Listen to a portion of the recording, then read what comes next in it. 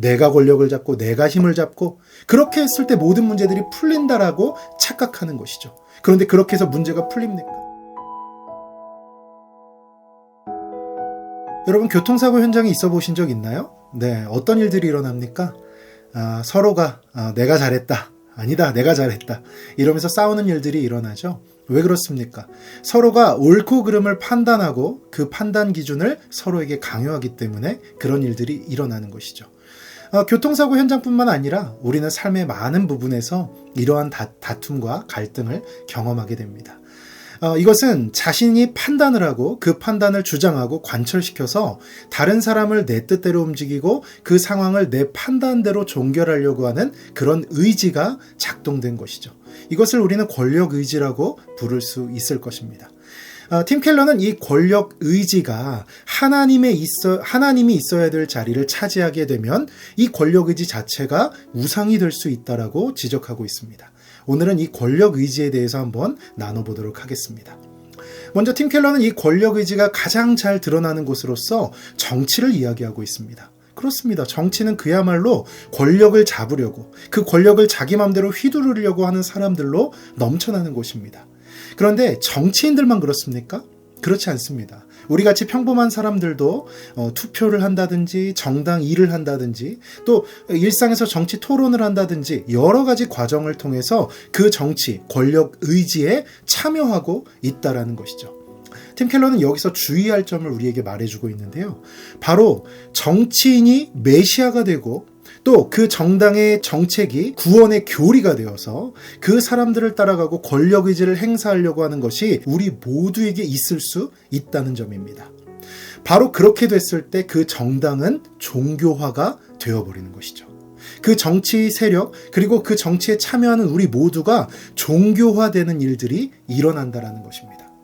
여러분 미국만 그렇습니까? 그렇지 않습니다. 우리도 비슷한 모습들이 나타나죠. 그래서 우리가 정치의 어떤 기사나 정치의 어떤 뉴스들을 보고 있으면 마치 종교 행사를 보고 있는 것 같은 그런 일들을 보게도 됩니다. 그래서 우리는 이러한 점들을 주의해야 된다는 거예요.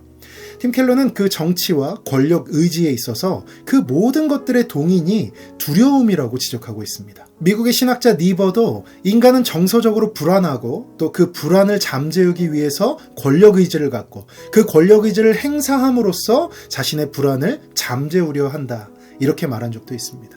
그러니까 여러분 우리는 어떤 거예요? 우리 안에 불안함이 있고 우리의 연약함이 있고 약함이 있는데 그것을 하나님으로 채우는 것이 아니라 권력을 잡고 헤게모니를 잡아서 그것을 행사하고 남들을 내 맘대로 주무르고 내 맘대로 모든 정책들과 힘들을 행사함으로써 그 불안과 두려움을 잠식시키려고 한다라는 것이죠. 그러나 여러분 이것이 가능한 일입니까? 여러분 역사상 가장 큰 권력을 잡았다 해도 과언이 아닌 느부갓네살 왕, 그 왕에 대해서 성경은 설명하고 있습니다. 그의 제국은 엄청났고요. 그가 이룬 성과들은 정말 어마어마했습니다. 현대의 대통령들이나 어느 주의 주지사나 시장들이 갖고 있는 그러한 권력과는 비교도 안 될 정도의 큰 권력을 가진 자가 바로 느부갓네살 왕이었습니다. 그런데 하루는 그가 꿈을 꿉니다. 엄청나게 불길한 꿈을 꾸죠. 그런데 그 꿈을 꾸고 너무나도 두려워서 그 당시 꿈을 해석하고 해몽하는 많은 지혜자들을 데리고 옵니다. 그리고 나서 그 꿈을 맞춰보라고 합니다. 왜 그렇게 했을까요? 자기가 꿈을 말한 것도 아니고 맞춰보라고 해요. 왜요?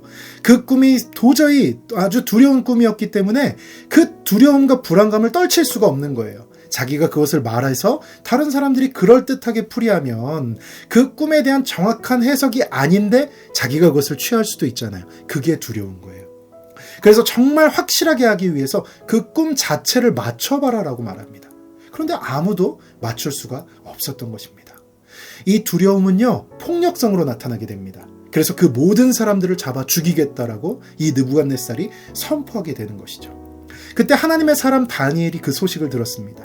그리고 다니엘은 하나님께 기도하고 느부갓네살 왕에게 가서 그 모든 꿈을 맞추고 해석까지도 완벽하게 해내는 모습을 보여주고 있습니다. 여러분 그 모습을 통해서 그 이야기를 통해서 우리는 무엇을 알 수 있습니까? 이 세계를 이끌어가는 분이 느부갓네살이 아니라 권력자가 아니라 권력 의지를 발동해서 그 모든 헤게모니와 권력을 쥔 사람이 아니라 오직 하나님이시라는 것을 깨닫게 되는 것입니다. 느부갓네살은 두려워하는 사람에 불과했습니다.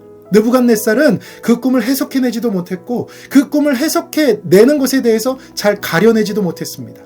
그런데 자신의 꿈 내용까지 완벽하게 맞춰버리는 다니엘 앞에서는 그래, 너가 믿는 하나님이 이 땅을, 이 세상을 움직이시는 대주제시다라고 인정할 수밖에 없었던 것입니다. 여러분, 우리는 언제 자유할 수 있습니까? 우리는 언제 자유하고 또 우리의 마음이 평안할 수 있습니까? 우리의 불안함, 우리의 정서, 우리의 두려움, 이 모든 안타까운 마음들은 어떻게 해야 잠재울 수 있습니까? 그것은 오직 하나님을 내 마음 가운데 주인으로 모셔드릴 때입니다. 권력의지는 내가 드러나게 됩니다. 내가 권력을 잡고 내가 힘을 잡고 그렇게 했을 때 모든 문제들이 풀린다라고 착각하는 것이죠. 그런데 그렇게 해서 문제가 풀립니까? 여러분, 정치뿐만 아니라 이 권력의지는 우리의 일상에도 있습니다. 우리 가족에게도 있고요. 가정에도 있고요. 또 내가 만나는 사람들, 친구관계, 연인관계, 내가 가는 직장, 그 어디에나 이 권력의지는 있습니다. 그래서 내 주장을 하고 내 판단을 하고 내가 옳고 그름을 정하고 그래서 내 뜻대로 모든 것을 만들고 싶은 그런 권력의지가 우리에게 있다라는 것이죠. 그런데 여러분, 그것이 한번 실현이 됐다라고 한번 생각해 보세요. 그렇다고 해서 두렵지 않습니까? 그렇다고 해서 불안하지 않겠습니까?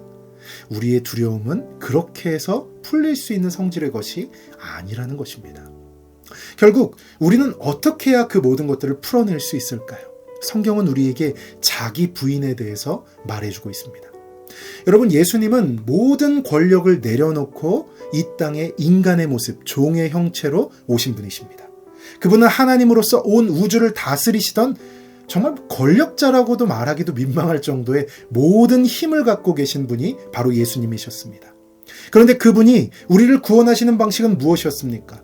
그분이 이 땅의 왕이 되시고 온 우주의 주제가 되시는 방식은 무엇이었습니까? 그 모든 권력을 버리고 권력의지를 다 내려놓고 이 땅에 인간의 모습, 종의 형체로 오시는 것이었습니다. 그리고 그분은 낮아질 대로 낮아지셨습니다. 그리고 모든 것을 버리고 십자가에 죽으셨습니다.